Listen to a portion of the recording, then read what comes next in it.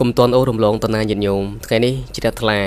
មកសូត្រអំពីវិសាខបុណ្ណមីឲ្យញាតិញោមពុទ្ធបរិស័ទបានស្ដាប់ដោយទៅអនុមោទនាវិសាខបុណ្ណមីគួរឲ្យជ្រះថ្លាថ្ងៃព្រះសាស្តាសម្មាសម្ពុទ្ធប្រសូតចង្គរស្អាតបរិសុទ្ធវិសេសបំផុតនៅក្នុងលោកកា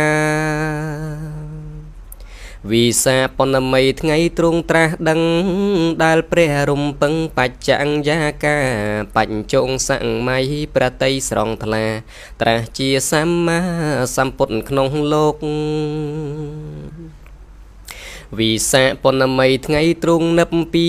នសត្វសែនកោតលៀនមកច្រើនកកោក្រាស់ក្រែលត្រៀបត្រាភៈតោតឹងជោគនាំគ្នាសោយសោក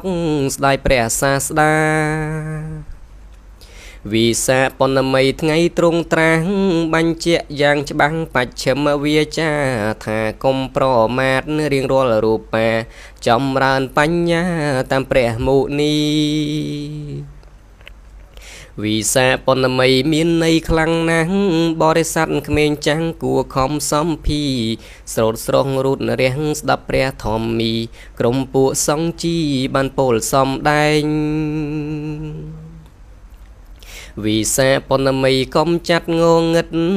ដែលមានក្នុងចិត្តឲ្យភ្លឺចេញចែងលោភៈទោសៈមោហៈស្ដែងពន្លឺសូសែងប្រតិបបញ្ញាវិសាខបុណ្ណមីស្ថិតក្នុងសិលទានឲ្យបានជាយានឆ្លងកាត់សង្សារកាត់អង្បាយភូមិទុកច្រើនក្រៃណាចម្រើនមេត្តាដល់សត្វក្នុងលោកវិសាខបុណ្ណមីអប់រំវិជ្ជាយល់ដឹងគ្រប់គ្នាមានចិត្តនឿយណាយប្រាជ្ញាយល់ត្រូវងងឹតខ្ចាត់ខ្ចាយផុតចាអន្តរាយកាយចិត្តជ្រះថ្លាព្រះអង្គប្រសូតនឹងបានត្រាស់ដឹងនៅពៀនថ្ងៃនឹងគួរពិចារណាសង្ខារទាំងឡាយមិនទៀងឡើយណាគ្រប់រូបអាត្មាកាត់ចាំងឈឺស្លាប់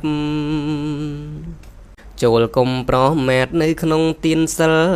ដើម្បីផ្ដាច់ផ្ដិលរូតរាំងប្រញាប់សមាទិដ្ឋិងដែលទ្រង់បានប្រាប់ឆ្កាកោះកាយកាប់កិលេសតណ្ហាសូមជ្រះថ្លាអនុមោទនាគុំតនអូរំលងតនាញាតិញោមថ្ងៃនេះខ្ញុំគណៈអាត្មាភាពមកសូត្របទព្រះពុទ្ធអាយុសង្ខារអញ្ចឹងសូមស្ដាប់ទាំងអស់គ្នាអង្គព្រះទ្រង់ញៀនមានតែជាងសំដែងប្រាប់ព្រះអានន្ទថារទេះដែលចាំងបទៅណាទៅបានដោយសារអមឫសីតថាគតចាំងគ្រមគ្រាហើយមនាលអានន្ទអើយមានមុំអីដូចរទេះចាំងអមឫសីវោសាឆ្នាំថ្មី80ហើយក្រោយព្រះអានន្ទទ្រង់ចេញផុតពីព្រះសម្ពុទ្ធមិនយូរឡើយក្រោយផាត់តាហាថ្ងៃត្រង់ហើយមាមិនកន្តើយគល់សាស្តាឆ្នាំម្សាញ់ខែមាថ្ងៃអាទិត្យពេញបរមីពិតថ្ងៃនោះណាព្រះអង្គទ្រង់ដាំងអាយុសង្ខារចំពោះមុខមាគ្រានោះឯងនៅនាបាវាឡាចែតដីក្បែរវេសាល័យក្រៅកំផែងក៏ក្រើកធរណីក្រុមកន្លែងផ្គរលាន់ខ្វាន់ខ្វែងខ្ទរអាកាសក្រោយមកភីខោជួបជុំគ្នាអង្គព្រះភគវាទ្រង់បានត្រាស់សំដែងគាថាអង្គចាណាស់រំលឹកយ៉ាងច្បាស់ត្រាស់អស់វាទទ្រង់បានត្រាស់ថាសង្ខារទាំងឡាយតែងតែអន្តរាយវិនាសខូចខាតចូលអ្នកទាំងឡាយកុំបីប្រមាទប្រឹងប្រែងសង្វាតឲ្យសម្រេចការភាយដែលស្មូនឆ្នាំងដំដុតដោយដី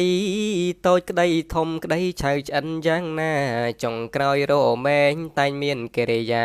បាយធ្លាយធម្មតានេះជាការពិត យ៉ាងណែជីវិតសពសត្វនេះក៏ក្មេងចាស់មានក្រពេលឬបណ្ឌិតចុងក្រោយរមែងតែងតែស្លាប់ពិត